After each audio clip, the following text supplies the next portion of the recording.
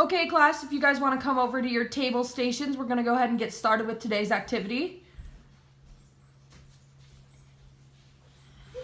So our objective for this recipe is going to be learning how to properly cook and prepare poultry in a sanitary way, as well as incorporating the meat into an entree dish involving the preparation of other ingredients.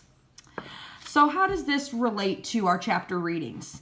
This relates to our chapter reading on living independently and learning the basics of life. This gives you entry-level skills for learning to cook and prepare food by yourself. All right, to start off, you guys are going to go into your kitchen areas and you're going to go grab your pre-made kits that have all of your ingredients as well as the utensils that you're going to need for this recipe. So you can go ahead and go out into the kitchen.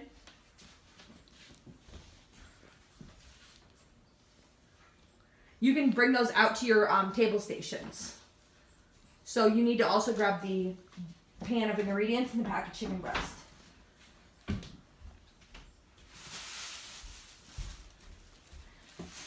Alrighty.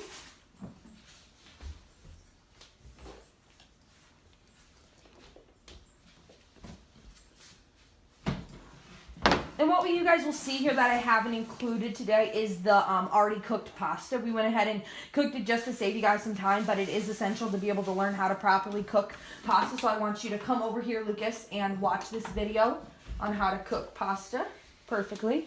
You can have a seat in my chair. Okay, let's sit on our chair correctly. How to cook pasta al dente. It's an evening of wining and dining, and you want your meal to come out perfect, whether a side dish or main course. There will be questions about this video, so make sure to pay attention and take any notes if needed. 5 quarts of water, 2 tablespoons of salt, 1 pound of pasta, tongs, a timer, and a colander. Step 1. Fill a large pot with water. 5 quarts. Can I get a piece of paper and pen or some pencil? How to cook pasta al dente. It's an evening of wining and dining, and you want your meal to come out perfect, whether a side dish or main course. Please your crowd with pasta al dente. You will need an 8-quart pot, 5 quarts of water, 2 tablespoons of salt, 1 pound of pasta, tongs, a timer, and a colander. Step 1. Fill a large pot with water, 5 quarts for every pound of noodles. Step 2. Add a tablespoon or 2 of salt per every 5 quarts, depending on what your personal diet allows, and bring the water to a boil. Step 3. Put the pasta in the boiling water and twirl with the tongs a few times in the first few minutes of cooking. Twirling the pasta with tongs separates the noodles and eliminates the need for oil in the water. Step 4. After about 5 minutes, do a taste test. If you bite into the noodle and see a white starchy line, it needs another few minutes. Step 5. Try a second taste test about 2 minutes later. The noodles should be firm on the outside and soft on the inside. Step 6. Use a colander to drain the pasta. Transfer to a bowl, toss with sauce, and bon appetit. Did you know al dente pasta is better for people with diabetes? All right, now that we finished that video, we are going to watch a video on how we are going to slice our chicken breast. And you guys are going to do this, so pay very close attention. And again, take any notes that you may have questions about, because there will be a couple little quiz questions at the end. Wash and dry the chicken and lay it flat on a cutting board. With a sharp knife, cut down the middle of the breast along one side of the cartilage. Trim the center piece off the remaining half. If you'd like, remove the cutlet on the bottom of each half.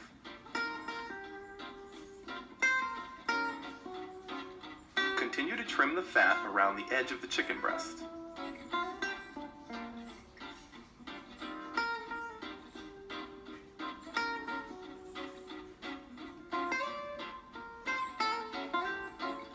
Depending on your recipe, you can slice the chicken at a slight angle,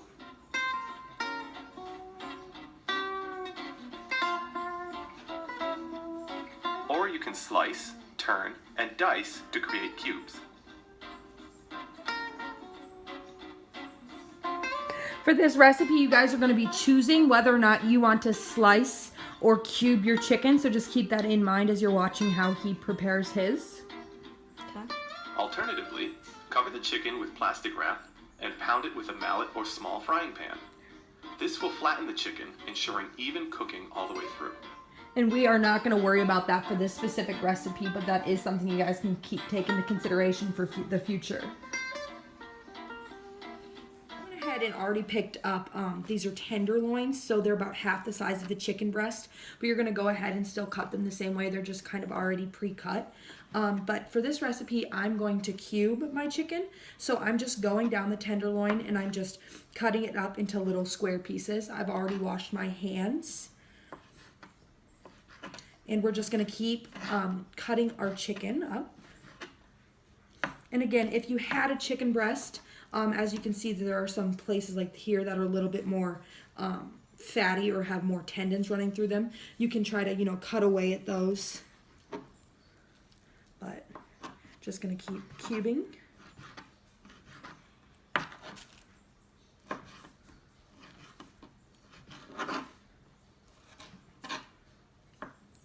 See how I kind of just cut around that chicken tenderloin right there? You guys are all going to be able to get to try this.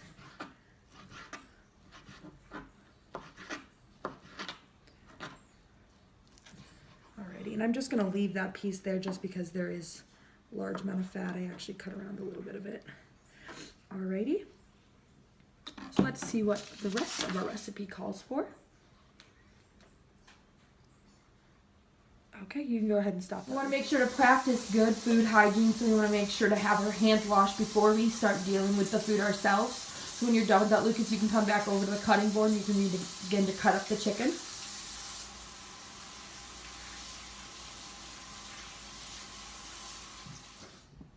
So are you going to cube or are you going to slice your chicken breast, Luke? Cube. Careful, move your fingers back some from the knife. Want to make sure we're not cutting our fingers off. Keep the chicken placed on the board. And you don't have to worry about moving the chicken breast over to the pile. You can just kind of cube them and then leave them where they're at. You don't have to scrape off. The chicken should be good where they are now.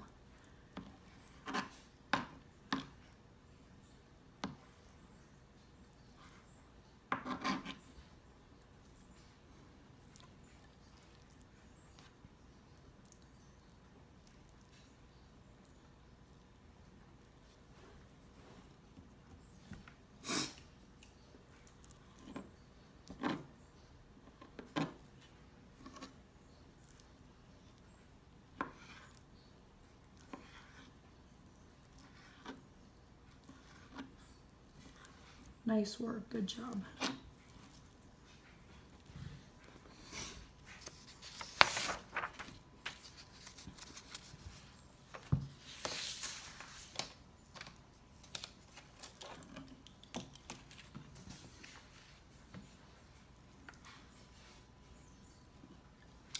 All right, so I'm gonna ask you a couple questions just while you're cutting up this chicken. How do you know when a noodle is al dente? When the white starchy line is gone. Good. Also, we could call that being hard on the outside and soft on the inside. Remember? Okay. Next question. Which parts of the chicken do you trim and what is recommended to be trimmed? The fat and the arteries. Yep, and you can choose to cut off the cutlets. There are no cutlets because these are pre-sliced tenderloins, so they've already been cut off for you. But if there were that extra little added piece underneath the chicken breast, that is called the cutlet. You could cut that off if you'd like.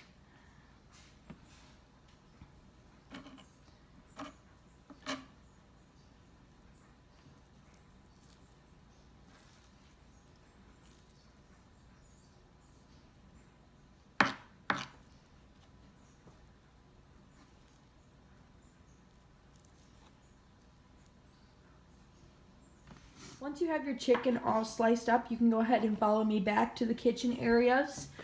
And we're going to want to bring our chicken and the rest of our ingredients with us.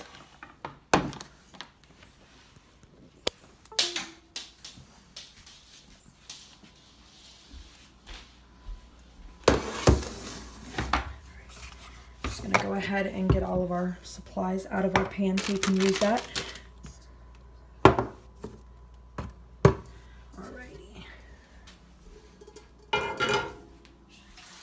And we can take note how Lucas is washing his hands after the chicken. We want to make sure to wash our hands. Very good hot water, extra soap, because we are dealing with chicken and we don't want to spread any food contamination. Alrighty.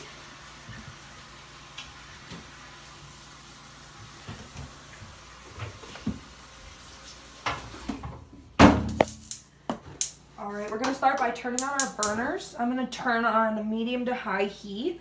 We're going to saute our chicken breast. So I just put about 1 to 2 tablespoons of olive oil in the pan, just kind of eyeballed it. We're going to take this chicken breast that we cut up. Just drop that in the pan like so.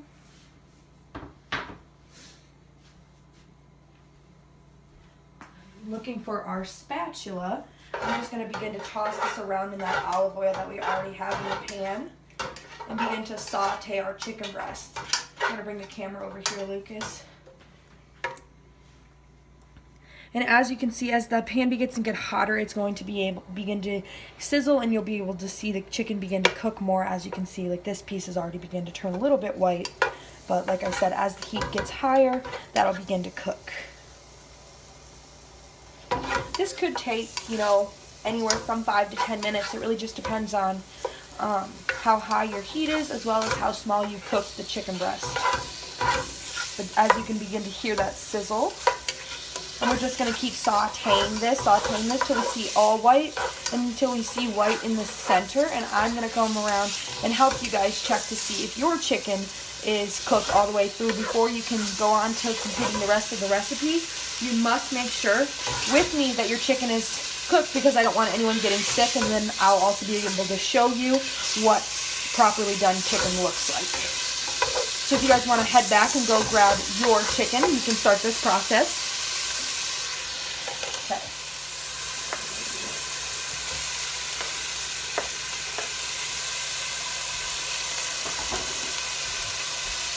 We want to make sure not to touch the chicken with our fingers now that we've already washed them again, because we don't want to spread any more of that chicken juices and the particles that'll get us sick. If you feel like your pan is too dry, you can add a little bit more extra olive oil if you need to.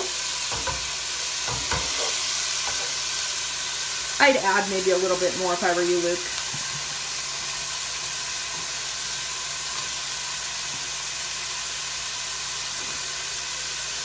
That's good.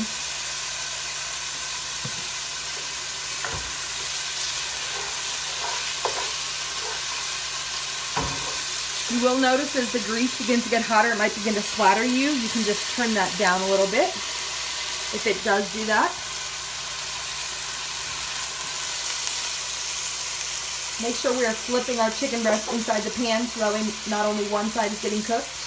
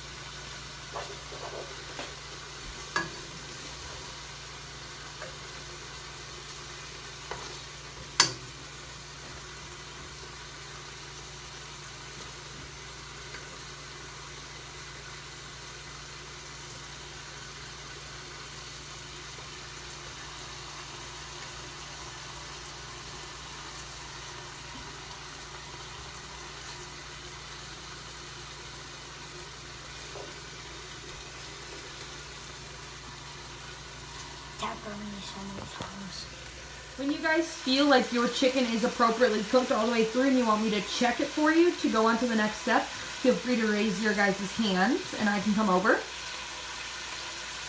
Alrighty, Lucas, let's check your chicken.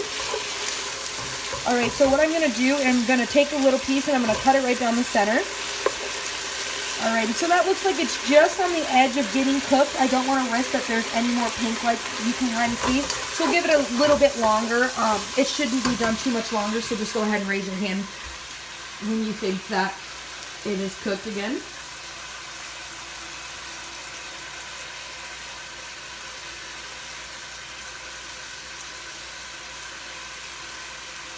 Alright, let's check.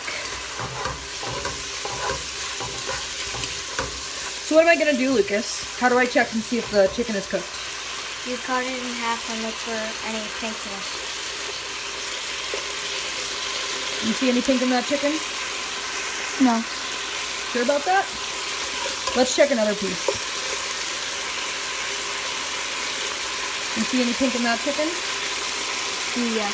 A little bit. Alright, so let's just keep waiting.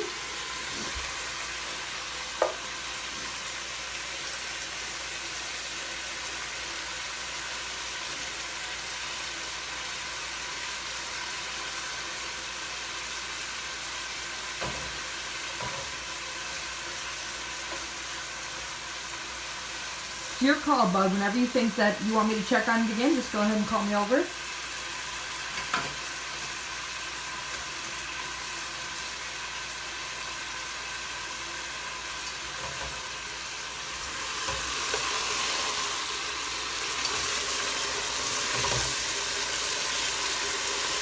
Alright, that looks pretty white to me, don't you think? Yeah. Let's check another piece just to be safe. Alright, same deal. They look pretty white, so you can go ahead and take the heat off. Alrighty, and from here, you guys are going to get to practice the rest of the recipe on your own. So I'm going to give you guys each a copy of it. You have your ingredients. You can take your previous skills that we've learned throughout other recipes and apply those to making an entire dinner. So I'm going to go ahead and hand this to you. If you guys have any questions, feel free to ask, but this is your guys' time to do the recipe on your own. All of your ingredients are behind you on your prep space.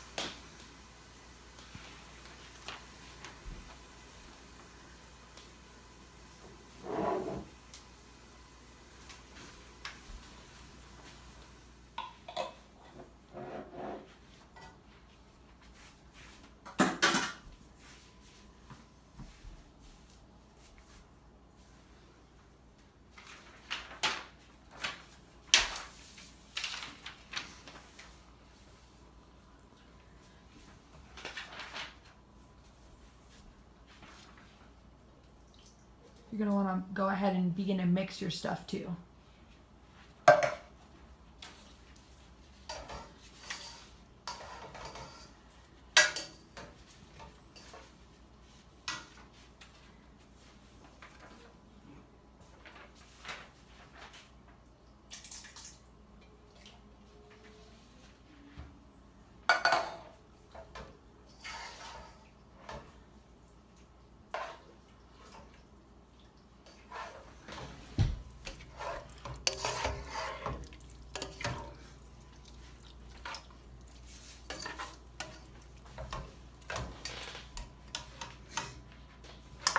You can go ahead and make sure your heat is actually on right now, Lucas. Just keep it on low just so it begins to warm up those canned foods.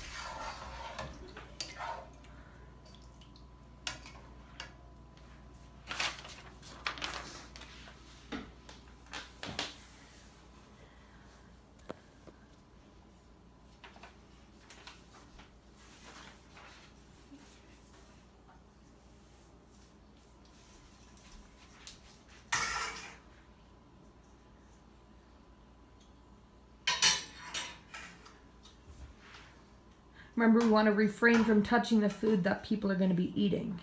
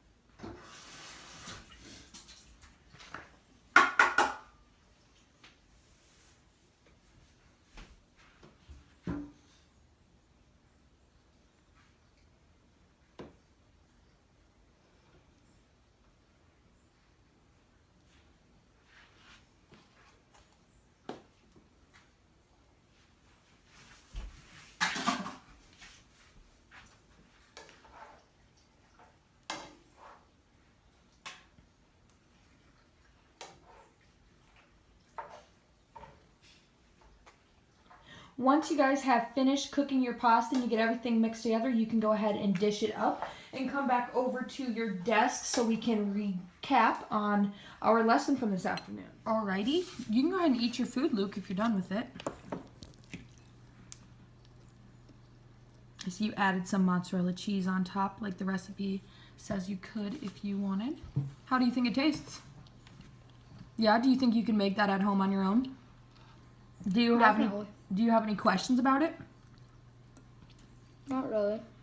All right, so we're just gonna go over the lesson as a whole while you're just sitting there eating. So we had learned how to boil water, how to slice our chicken, how to properly cook it, and then as well as you assembled the rest of the ingredients in the pan and brought together the final product of your pasta. Remember, we were focusing on washing our hands, making sure not to touch the food.